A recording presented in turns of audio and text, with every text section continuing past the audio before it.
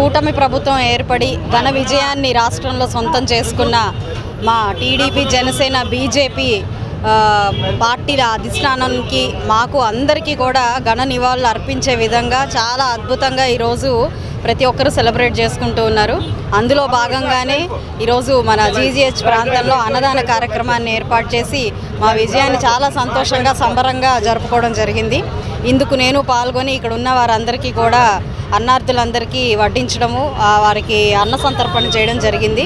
కాబట్టి ఇది నిర్వహించిన ప్రతి ఒక్కరికి కూడా 24 డివిజన్ మా అన్నదమ్ములందరికీ ప్రత్యేకమైన కృతజ్ఞతలు చెప్తూ సెలవు తీసుకున్నాం. మన టీడీపీ పార్టీ తరపు నుంచి గల్లా మాధవి మేడం గారు గెలిచిన సందర్భంగా మేము ఈ కార్యక్రమాన్ని చేపట్టామండి.